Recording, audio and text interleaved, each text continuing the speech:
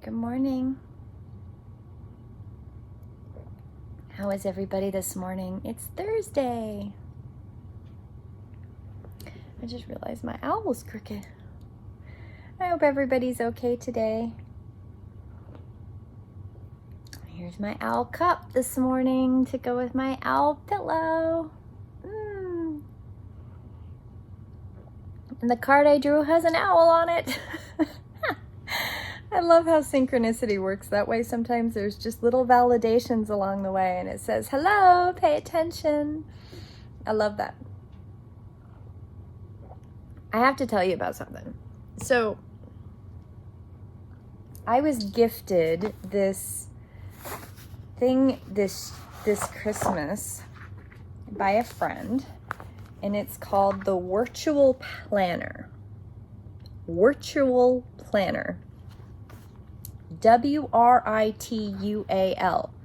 Virtual Planner, which I get a kick out of because I get a kick out of it. Anyway, I made myself a cover because of course I did. It's like this flimsy paper spiral thing, and I am really hard on things, and it's for a year, and I am totally going to destroy it if I didn't make a cover. So I made this polyester cover, and I made a little snap for it in star fabric, and I put a little window that I embroidered around that holds my cards for the day. And I should say that a virtual planner, this one is anyway, it is about astrology. So, well, not about astrology, it's a tarot planner. Tarot planner, Tarot, so for tarot cards. So there's like a way to plan your month, and you can put like your intentions and your goals and stuff in it. And then every day you draw a card, and then you write what the message is, and then you can put like your list of things to do for the day. And then there's cards for the theme of the week. And then you can put a affirmation at the top. And what's really cool about this is it's got built into it card drawings for the month. So the full moon, you can do a drawing and write about it. And then there's also new moon cards. So you can do a full moon and a new moon drawing. Now, the only thing that I probably am missing in this, because it's kind of how I roll, is that there is no solstice or equinox pages to do special drawings for that. That's my only complaint so far. But I'm having fun. I haven't played with my tarot cards since 2012. So about 10 years. I haven't messed with them. I haven't used them. I haven't done anything with them. And this year I got involved, 2022, I got involved with, well, for me it is this year because my year started in October. So the Samhain season of this clump of time is Samhain to Imbolc. So that's October 31st to February 1st. That's my first quarter. And in that first quarter, I got reconnected in with a local spiritual community, and they did a tarot group, and I hadn't touched my tarot in 10 years. And then I got gifted this, and it's all about tarot. And I thought, well, okay, universe, now is the time to dive back in. And what I'm doing every morning when I do my daily devotions is I pull my tarot cards out, and I'm using my German deck. And I'm using both of my German decks. So I'm using that German deck, and then I'm also using the Kabbalistic Tarot. And I pull from the German deck first. Haindl, I'm not real sure how to say that. So I pull that card first, and then I pull the matching card from the Kabbalistic deck. And so what got me into telling you about this is last night I had a dream, and I don't remember all of the dream, but it was, I woke up saying Black Mountain Sacred. And I knew the only part of the dream that I remember was that Black Mountain is the sacred Black Hills in South Dakota. And I know that, and I woke up knowing that. And there's an image in my head about Black Mountain. There's a place, and I haven't looked it up yet, but I know I have to look it up. And I woke up knowing that Black Mountain Sacred, those words, Black Mountain Sacred, Black Mountain Sacred, it was going over and over and over in my head like a repeat, like a mantra even. And I didn't know what it meant. I still don't really know what it means, but I drew my tarot, and I drew the Prince of Pentacles, which is in this German deck, Son of Stone in the West, and that is Chief Seattle, Son of Stone in the West. And I know that the Son of Stone in the West, or the Prince of Pentacles, is reliable, competent, steadfast, hard work, productive. Now,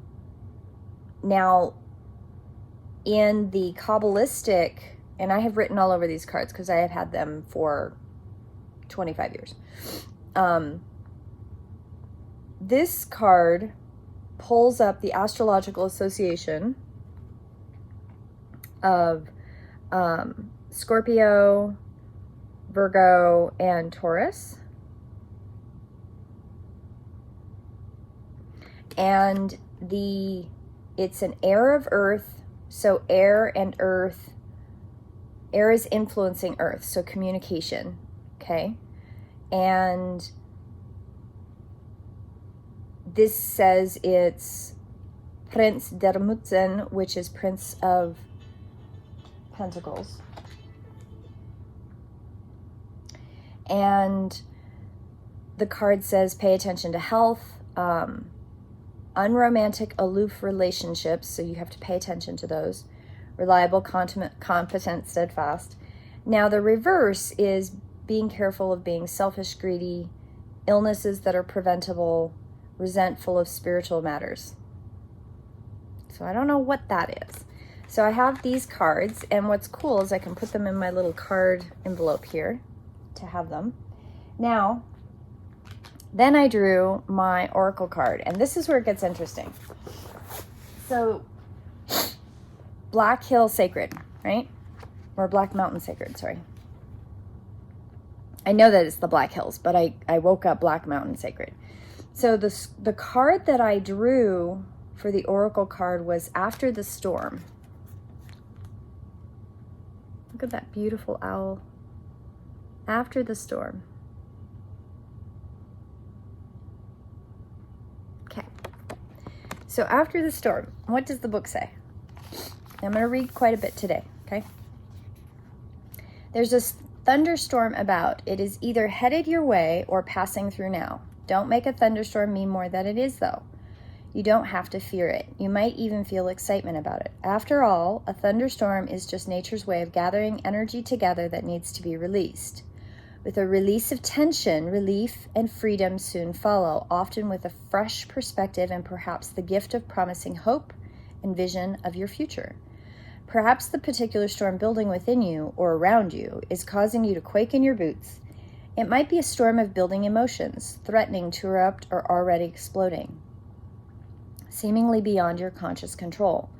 You might even feel an uncomfortable sense of emotional or psychological pressure within if something doesn't happen soon. You fear you must burst. You may also sense that these are forces operating beyond your control. There is in life and in a creative process a need to allow for wild storms. There will be those precious moments of peace beforehand and the release of rejuvenation and revitalization that follows. Yet the storm in the middle is essential. It is a natural part of the creative process. Without this building and releasing of energy, we would suffer from boredom and stagnancy. You may prefer the excitement of a storm, or the fresh, open feeling that accompanies its clearing. You might find it comforting to be faced with the power of something which you can only participate rather than control. Either way, the storm wisdom offers you the gift of bringing things to a head, clearing them away so that energy can be freed from a pattern that has had its day and is ready to become something new.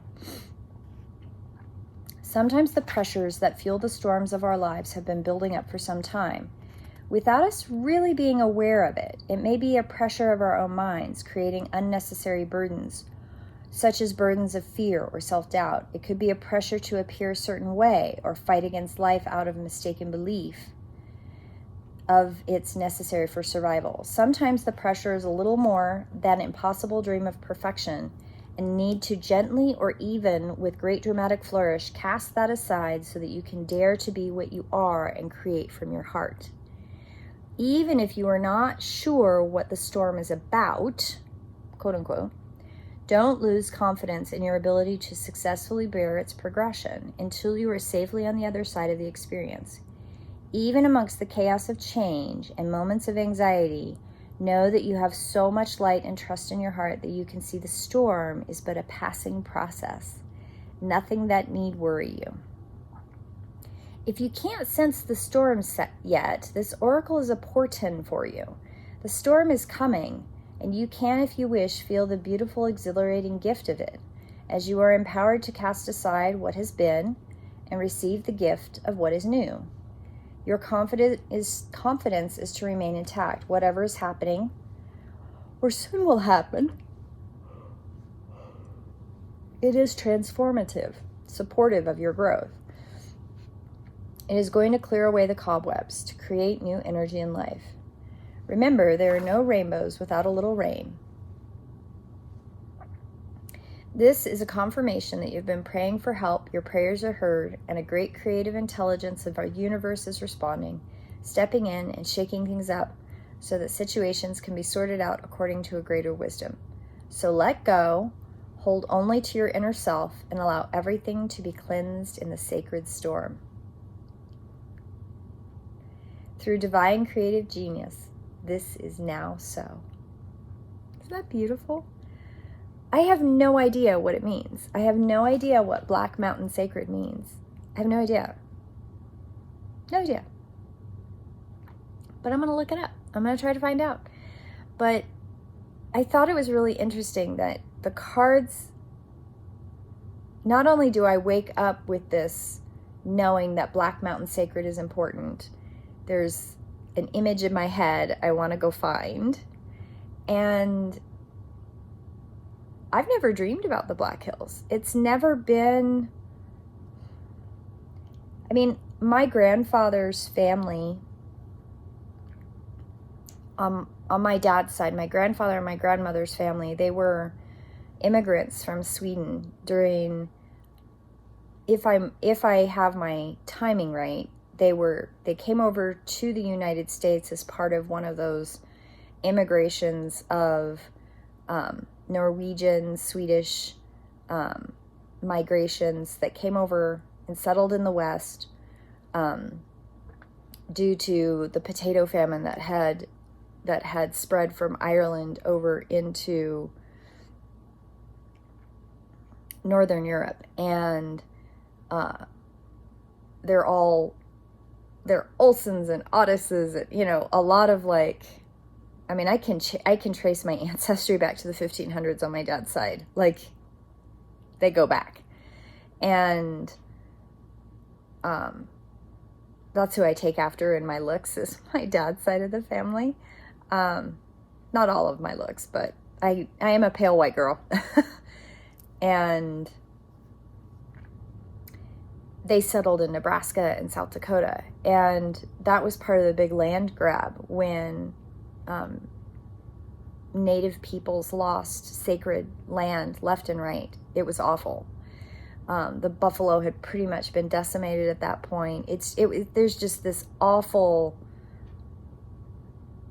just awful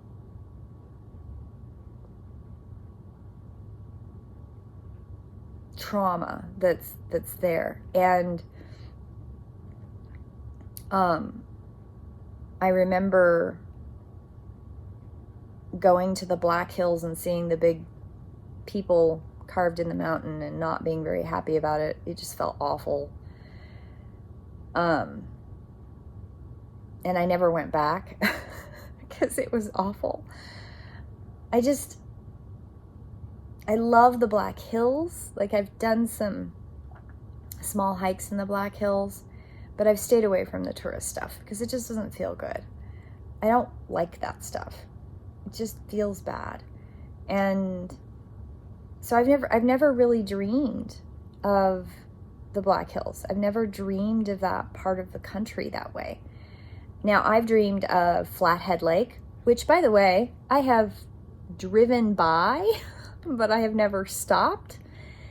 And I have dreamed of the Rocky Mountains, the Bitterroot Valley. I've dreamed of the Bridger Mountains. I've dreamed of, there's a set of mountains up north. They call them the Little Rocky Mountains, or northeast. And they're like on the edge of the plains, where then Montana becomes plains. And I've dreamed of them. I've dreamed of mountains that I haven't seen yet. I don't know what they're called, but I can genuinely kind of randomly find them on a map because I have a feeling I know where the area is. But I've not dreamed of the Black Mountain before. So this is new. And I don't know what it means. And then to have After the Storm come up tells me there's a change coming, tells me there's more information coming, which is interesting. So, because the other thing that happened, like, I don't know, probably about a week ago, I did have a dream that I was camping somewhere, and you'll love how our brains work, right? I was camping at an SCA event, so a historical reenactment, recreation type event.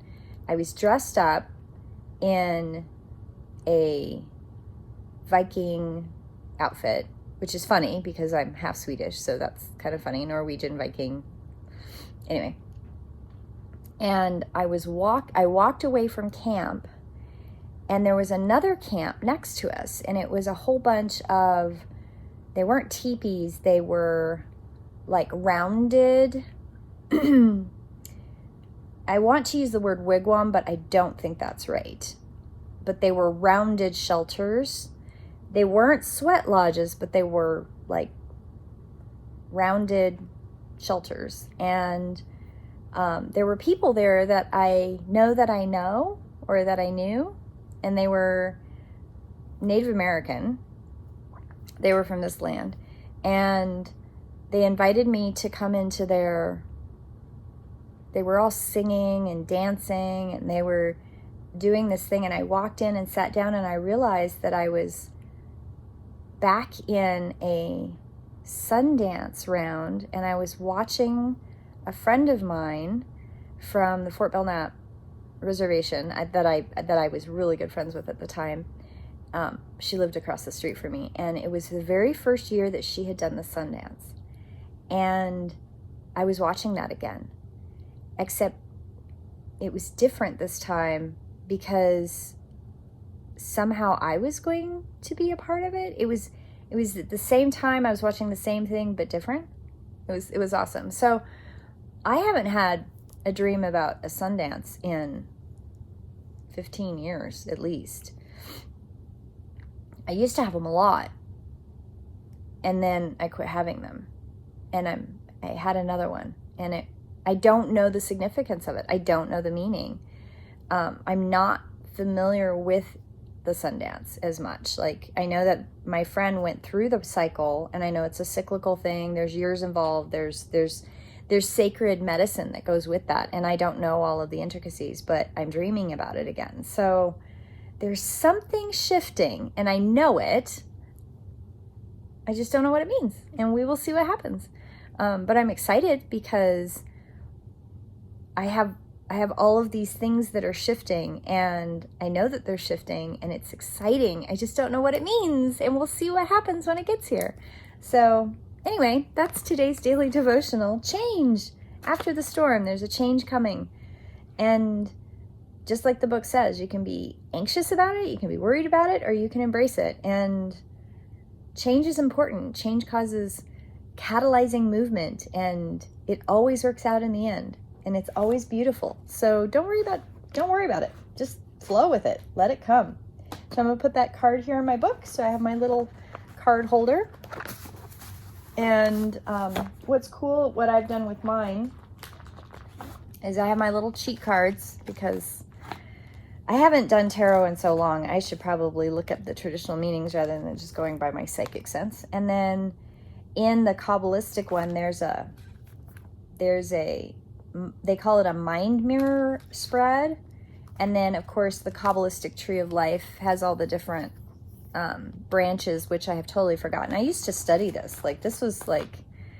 This used to be what I did. I taught tarot for several years, and I went 2 or 3 years where I did a different card every single year, or a different card every single day, and I knew them. I knew their symbolism, I knew their meaning, inside it out, the traditional one. And then of course, my psychic stuff goes over the top of that and follows the threads. So I made myself like a little booklet with some paper that I had in my stash, and I just stick these little things inside my book. And then I made myself a little pencil case, and I have a ruler in there and some colored markers, so I put that in there. And then I have my stickers, because I love stickers, and I put that in there. And I give myself a sticker every day, just like it's a kudos and a good job, girl. I'm silly, I know that, but I snap it all in together, and it all sits together on my counter. It's a little thick, but it all stays together, and ideally I can stuff this in my bag when I go to my tarot workshops, and I'm really excited. I just don't know what Black Mountain Sacred means, so I'm going to go look that up. I hope you all have a beautiful day. Today's was a little bit of show and tell, not really prayer, but kind of a discussion of, it's amazing the synchronicity of the world, and I know good things are coming. So I hope you all have a beautiful day, and I will see you tomorrow. And tomorrow's the full moon. So tonight, take your Epsom salt bath, drink your nice comforting tea before you go to bed. Really sit with that full moon energy. Full moon is revitalizing. It is the tides, it's how the tides run in our earth. We are water bodies, right? We are walking, talking, conscious hydroelectric plants. And we have 70% water by volume and 99% water by molecule. Water is in everything and of who we are. And the moon is very important to all of us, even if you're not female, okay? You guys out there, the moon is very important because it affects your water body. And that's what you have. You have a water body.